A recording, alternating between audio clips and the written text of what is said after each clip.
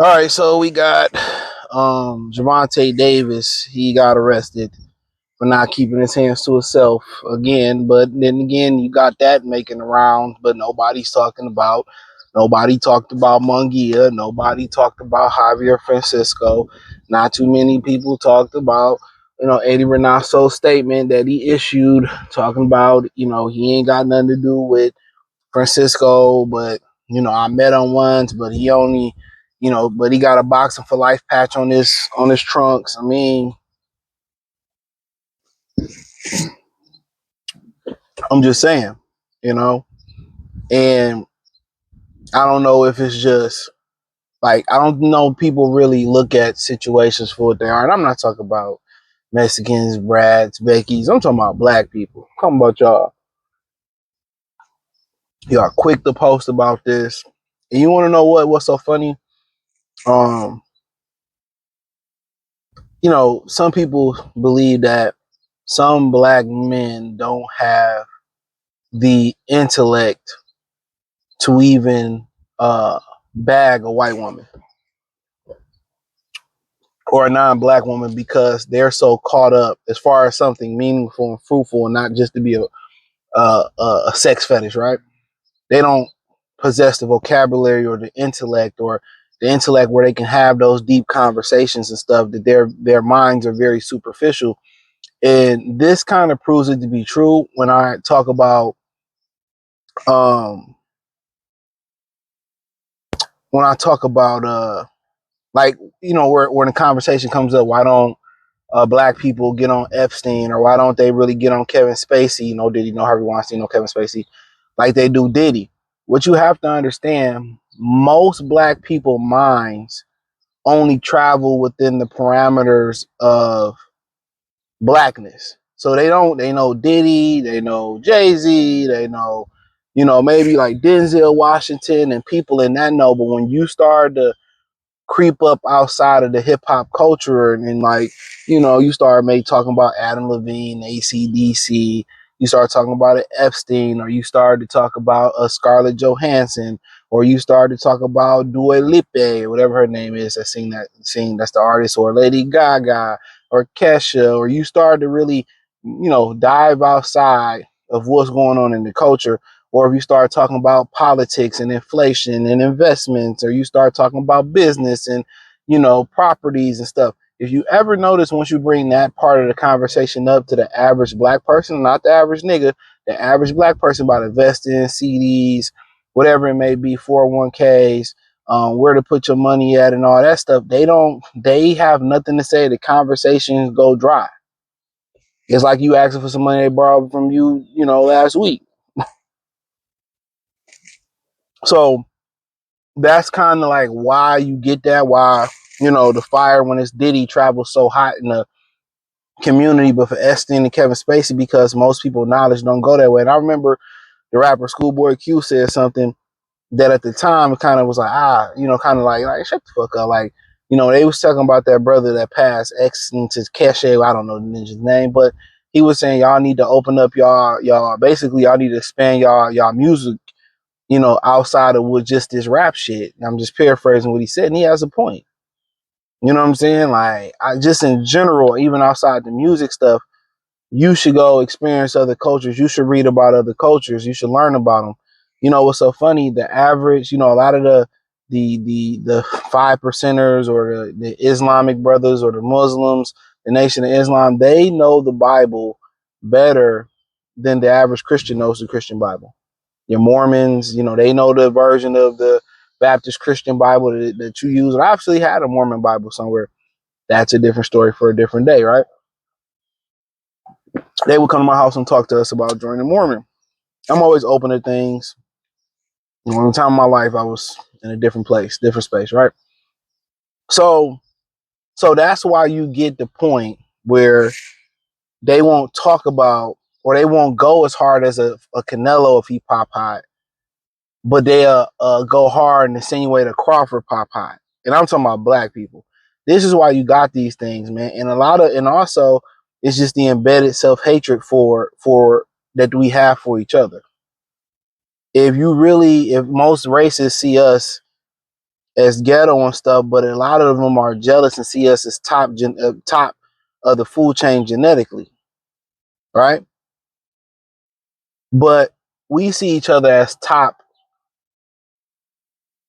of the food chain. So we see each other as the biggest threat instead of coming together and celebrate. So we love, even more so than other people outside the community, we love to see when our brothers fall, when our sisters fall. You know, the man, he just gives you the tools. They put the lawsuit on them, they put the charges on them, they putting their mug shots on the brothers. They putting the mug shots on the brothers they putting the mug shots on the brothers BoxRec profile. So I kind of wanted to give you an understanding why not just sit here and just beat the same message. This is why most people in knowledge don't go outside of the hip hop community.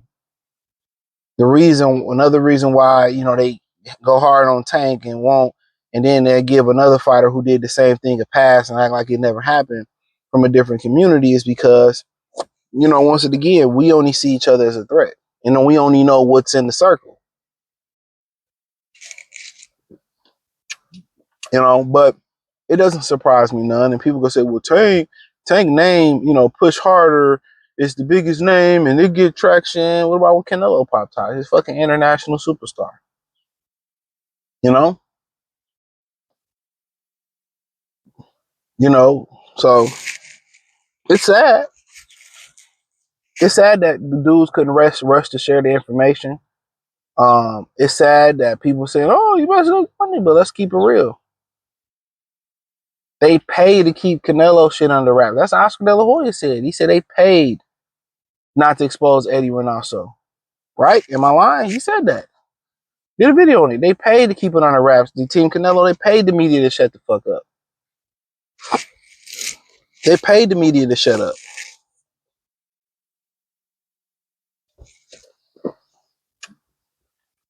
But ain't nobody paying to protect Gervonta Davis. Ain't nobody paying to protect his image. And before you saw, he put his hands on a woman, and a lot of fighters have done that.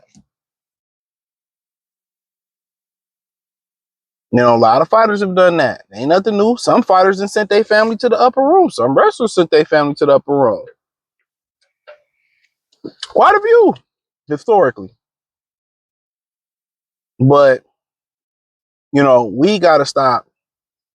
We gotta stop praying and reporting on these brothers' downfall like that. And if you're gonna be okay, I'm just doing my journalistic integrity. I'm just reporting everything. Report the shit they do too.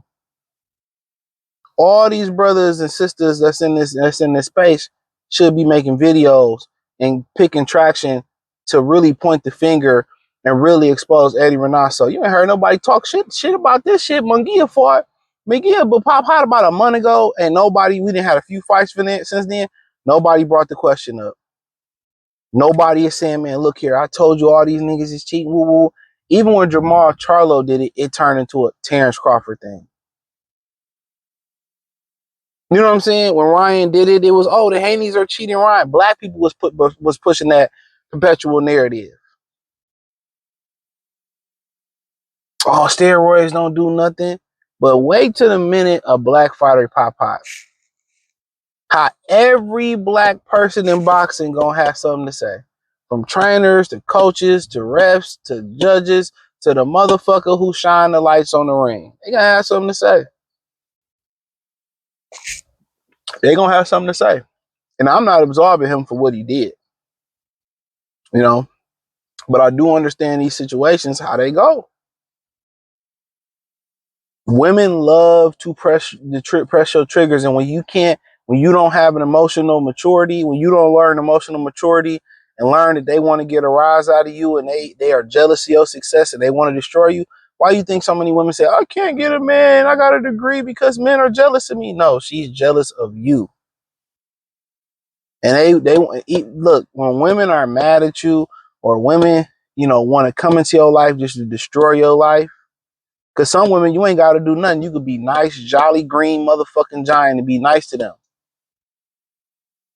You know, you could do everything, help them out, you know what I'm saying?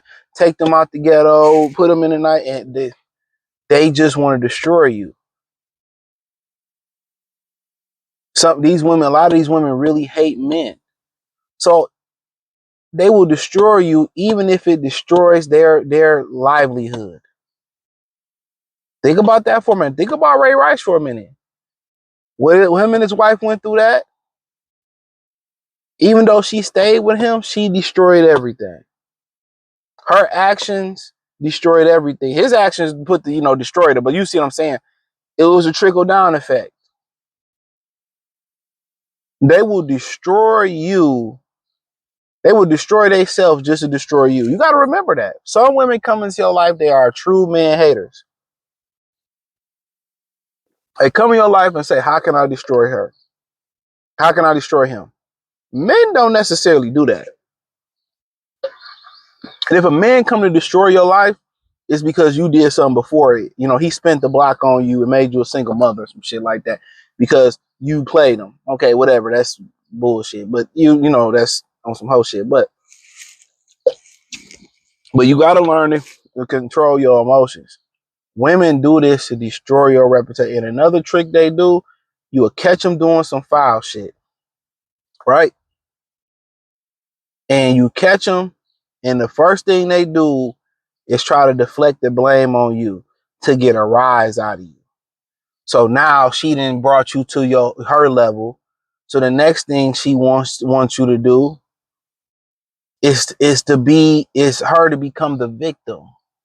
How you become the victim? You put your hands on her, or you break her phone, or you tear a hole in the wall.